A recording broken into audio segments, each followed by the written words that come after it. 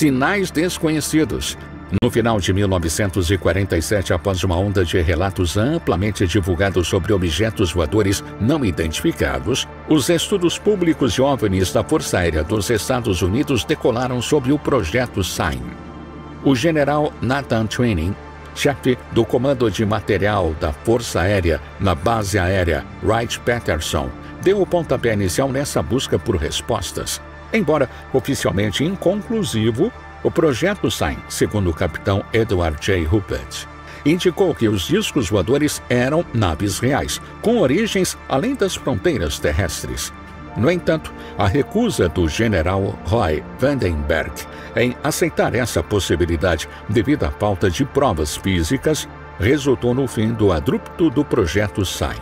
Assim, o Projeto Sign cedeu lugar ao Projeto Grudge no final de 1948. Contudo, o Grudge foi marcado por um viés desacreditador, sendo considerado a idade média da investigação de OVNIs, mesmo com a conclusão de que muitos avistamentos tinham explicações naturais, uma parcela significativa permanecia inexplicada, onde a maioria dos casos reportados não poderiam ser explicados. Mas, em março de 1952, a Força Aérea dos Estados Unidos deu uma guinada em sua investigação sobre OVNIs. Insatisfeitos com o estado das investigações, altos generais desmantelaram o Projeto Grudge, substituindo pelo Projeto Blue Book.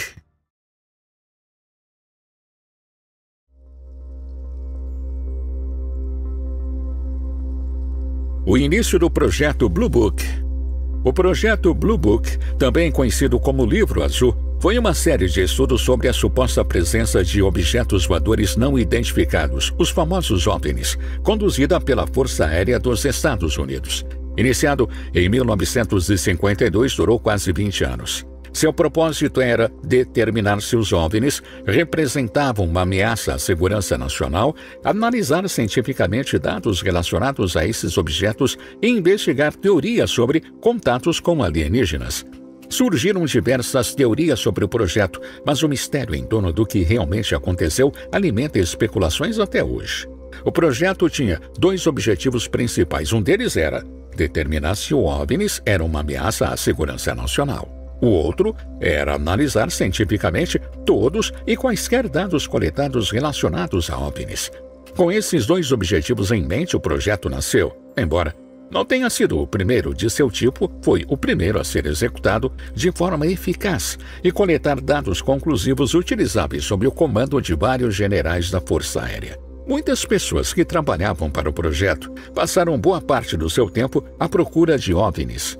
Na época, o pânico da Guerra Fria deixou o povo norte-americano com medo de todas as coisas desconhecidas, especialmente aquelas que vinham do céu, porque poderiam ser da União Soviética. O projeto Blue Book deveria, em parte, acabar com um pouco desse pânico e desmascarar as teorias de que os soviéticos estavam conspirando com alienígenas. Assim, seria confirmado que os Estados Unidos estavam sob ataque de outro inimigo estrangeiro.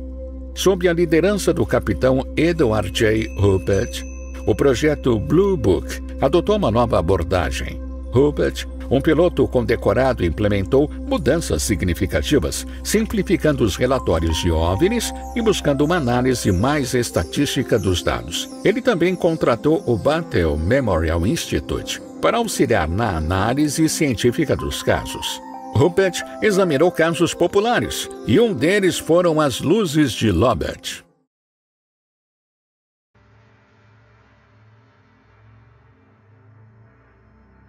As luzes de Lobet.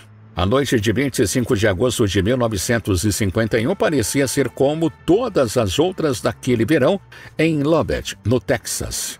Naquela ocasião, um grupo de cientistas da Universidade de Tecnologia do Texas estava reunido no quintal da casa do professor de geologia da instituição, o Dr. W. L. Robson.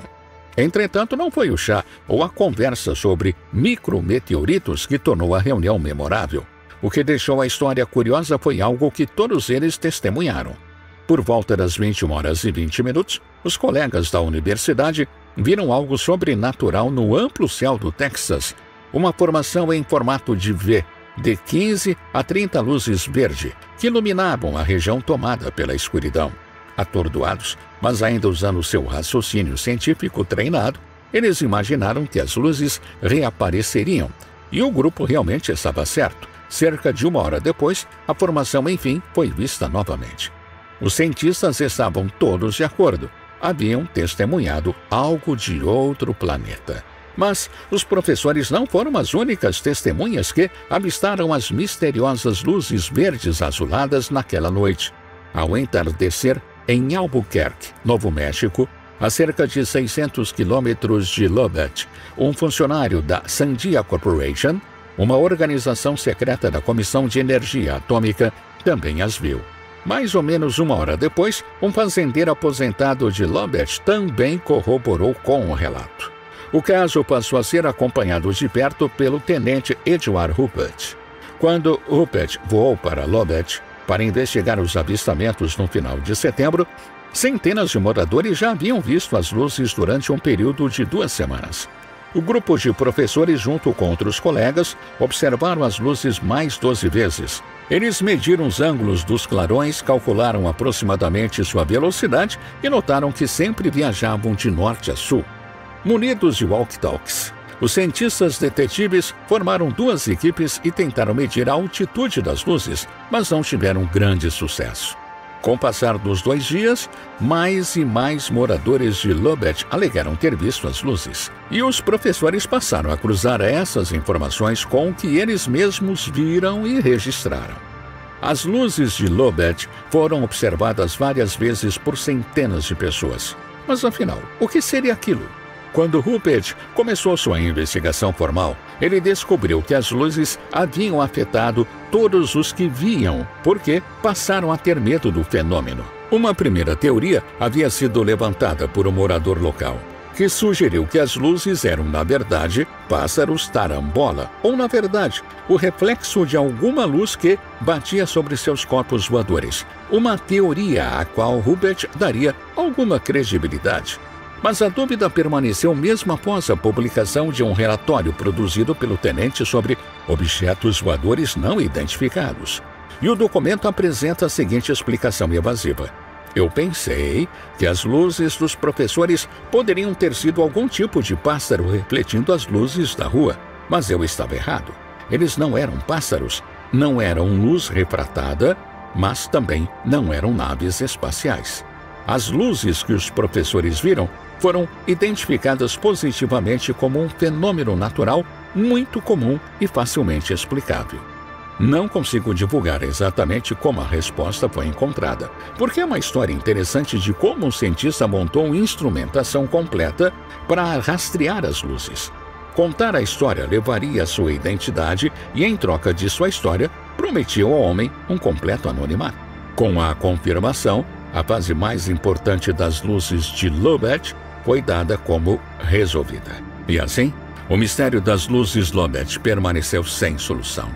Mas depois, Ruppert investigou outro caso intrigante que recebeu toda a atenção da mídia na época.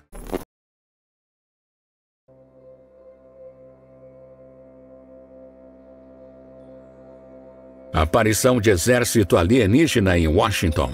Na noite de 19 de julho de 1952, cidade de Washington, radares de controle de tráfego aéreo detectaram algo sobrevoando a Casa Branca e o Capitólio, uma região que deveria ser restrita. As aparições duraram até as primeiras horas da manhã seguinte. 2 caças da Força Aérea foram enviadas à procura dos objetos não identificados, mas não encontraram nada. Um dos controladores afirmou anos depois que o sinal era tão forte quanto o de um avião, mas o objeto movia-se de um lado para outro de maneira errática. O historiador e ufólogo Kurt Peebles chamou o incidente de o clímax ufológico de 1952. Isso porque o projeto Blue Book nunca recebeu tantos relatos de OVNIs como esse. Testemunhas alegaram ter visto os objetos desconhecidos em radares, enquanto outros alegaram terem visto luzes no céu. O governo dos Estados Unidos argumentou que, na verdade, os objetos seriam causados por uma inversão de temperatura ou fenômenos naturais, mas a maioria das testemunhas discordaram da explicação dada pelo governo. Uma semana depois, o incidente se repetiu. Mais detecções nos radares e caças vasculhando o céu. Logo, a notícia estava na primeira página de jornais como The Washington Post e New York Daily News. A revista Life havia publicado recentemente uma capa sobre OVNIs, objetos voadores não identificados, o que colocou ainda mais lenha na fogueira. Para acalmar a ansiedade pública sobre a onda de avistamentos de OVNIs, os generais John Sanford, diretor de inteligência da CIA, e Roger Hamway, diretor de operações da agência, realizaram uma conferência de imprensa no Pentágono em 29 de julho de 1952. A conferência foi a maior do Pentágono desde a Segunda Guerra Mundial. A imprensa chamou Sanford e Hamway de os dois melhores especialistas em OVNIs da Força Aérea. Sanford foi fortemente influenciado pelo capitão Roy James, que havia discutido os avistamentos com ele no início do dia. Na conferência, Sanford declarou que os avistamentos visuais em Washington poderiam ser explicados como fenômenos aéreos não identificados, como estrelas ou meteoros. Ele também afirmou que os alvos de radar desconhecidos poderiam ser explicados pela inversão de temperatura. Sanford garantiu que os objetos não eram sólidos e não representavam ameaça à segurança nacional.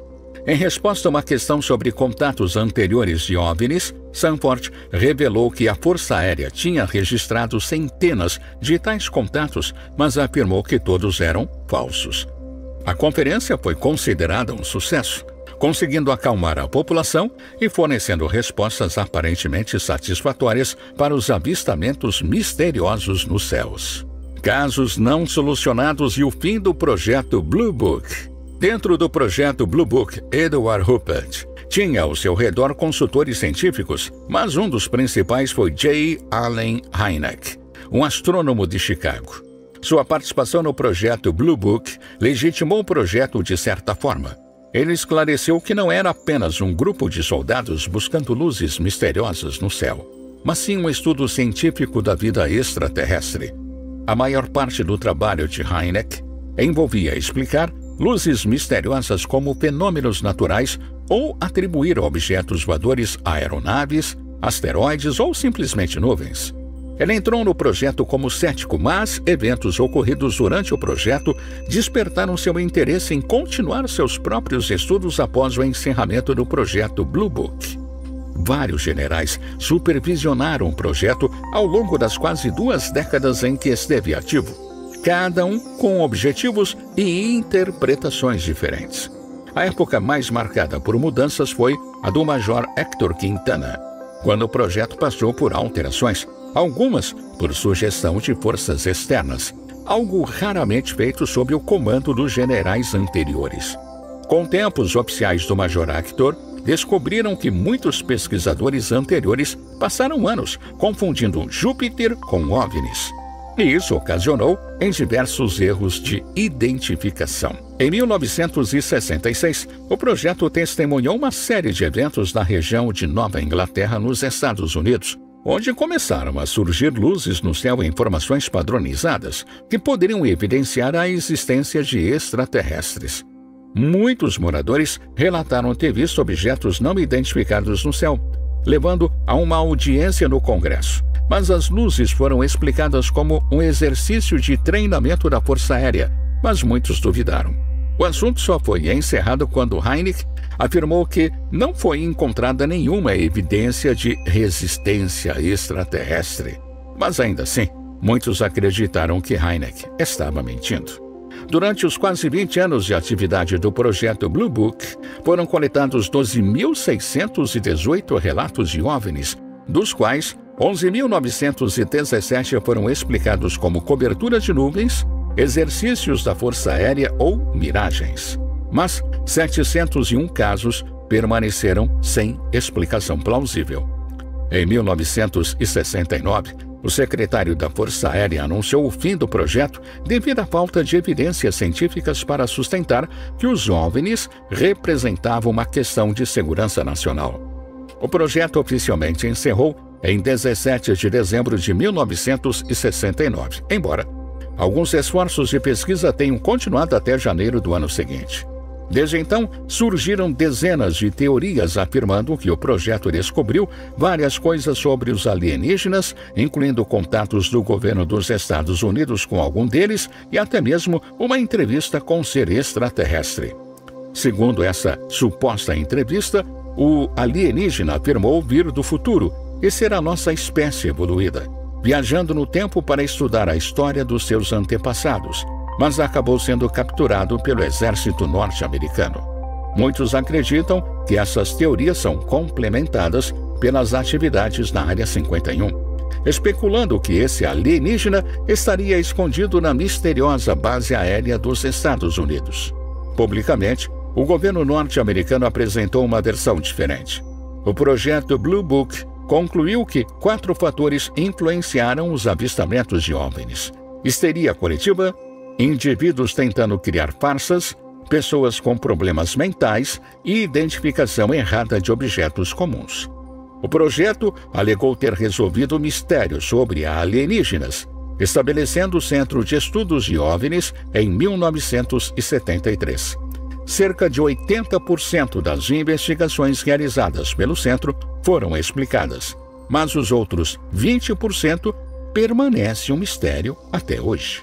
Embora a Força Aérea dos Estados Unidos acredite na veracidade do relatório final do projeto Blue Book, muitas pessoas ainda não encontraram respostas para as perguntas que afligem a humanidade. Estamos realmente sozinhos no universo? Os Estados Unidos sabem da existência dos alienígenas e estão escondendo isso do resto do mundo? E você, o que acha sobre isso? Deixe nos comentários.